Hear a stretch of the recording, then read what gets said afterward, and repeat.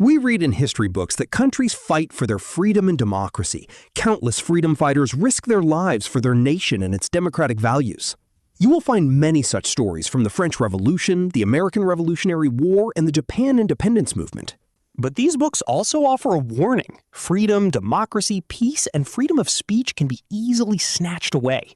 Look at Lenin and Stalin in Russia, Mao in China, and Mussolini in Italy. Not every revolution benefits the people or makes democracy a reality. The most shocking example is, of course, Germany, which transformed from a budding, fledgling democracy into a ruthless dictatorship before people could even realize what was happening.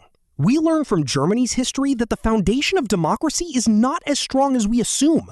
We sit back without a care and say, everything is fine. Germany shows us how sharp, calculating individuals can destroy a democracy in a matter of days. Sometimes dictators need only a single spark, one incident, to burn down an entire democratic system. In today's episode, we will look at how Hitler exploited the attack on the parliament for his own benefit.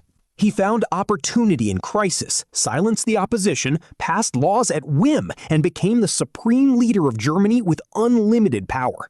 Amazingly, all of this was done entirely through the parliamentary process. We cannot even say it was illegal. And the frightening part is, Hitler's methods can still be used today. Who is following in Hitler's footsteps? But first, let's rewind a bit. Let's start in 1919. Germany had lost World War I, and the Weimar Constitution was established. Germany was attempting to run a liberal democracy for the first time. People elected the president through a direct ballot system. The president then appointed a chancellor, akin to a CEO, who ran the country, managed daily operations, and introduced legislation in the Reichstag, or parliament. Members of parliament were elected by the people. Every democracy has loopholes, systemic weaknesses that can be exploited by clever individuals.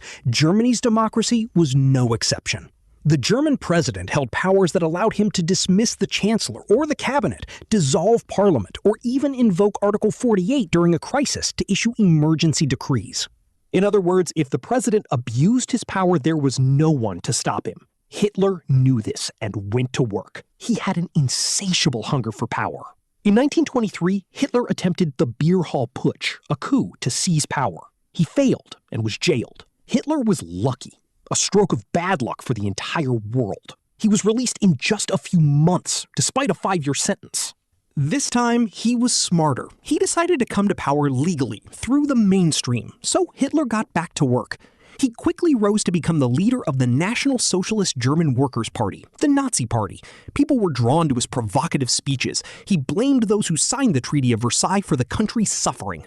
Germany had been held solely responsible for World War I. It had to surrender territory, limit its military, and pay reparations to the rest of Europe. Yet, despite all this provocation, the Nazis received only 2.6% of the vote in the 1928 elections. Then, Hitler's luck changed. The Great Depression caused economic devastation worldwide, leaving 6 million unemployed in Germany. Around 30% of the population was out of work, and social unrest spread rapidly. The Nazi Party capitalized on this crisis, capturing 18% of the vote in the 1930 elections. This made the Nazi Party the second largest party in Germany. The Social Democrats remained the largest, while the Communist Party secured 10% of the vote. Still, no clear majority emerged. Coalition governments formed and dissolved in a continuous cycle. While Hitler did not have absolute power yet, his party eventually reached 33% of the vote. In January 1933, President Hindenburg told him, "Hitler, you are now the chancellor." Nobody truly believed in Hitler, but the logic was that by aligning with the Nazis, they could at least keep the Communist Party from taking power. It was like making the most mischievous kid the class monitor, hoping everything would turn out fine.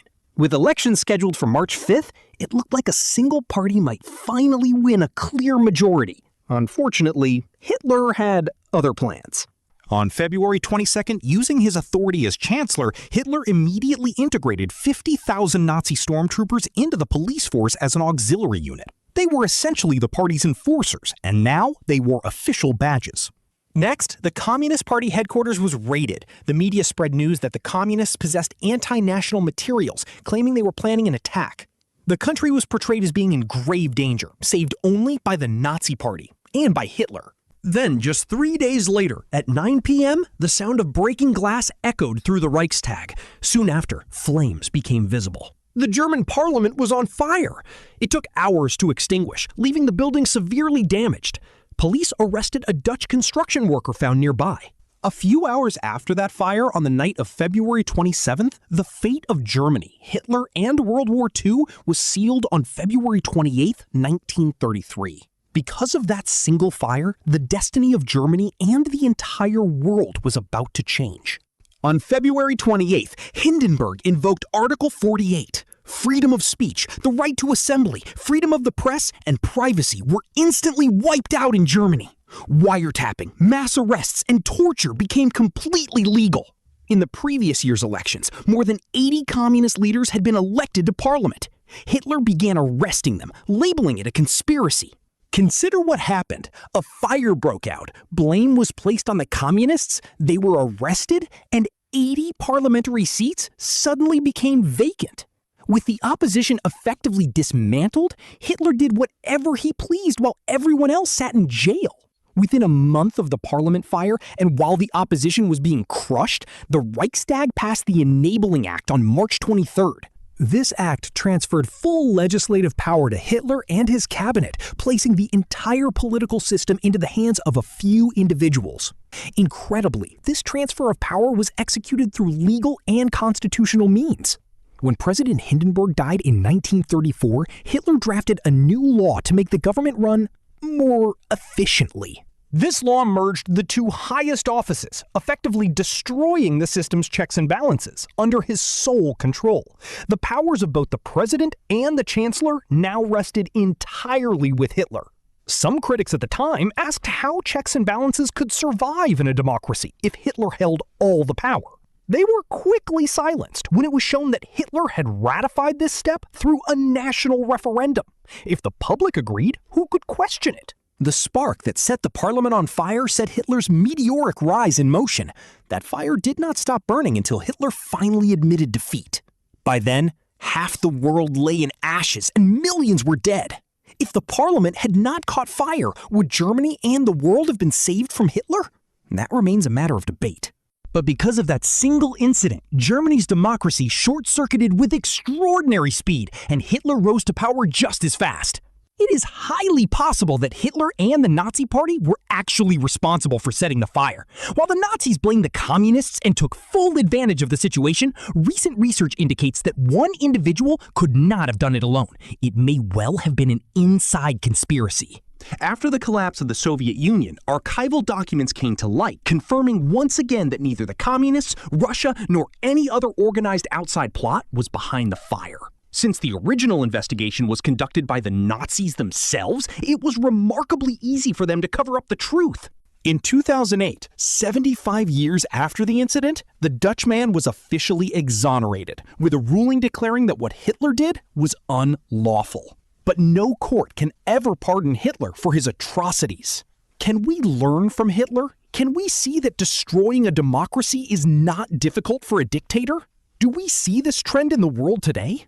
If we do not halt modern-day autocrats, the problem could resurface very soon. Look at Putin in Russia, or Netanyahu in Israel, Xi Jinping in China. We can stop them if we recognize these patterns early enough. Otherwise, once they hold absolute power, control the media, and silence the opposition, stopping them becomes impossible. The bottom line is this. Until we understand history and recognize the tactics of dictators, we will never be able to stop them.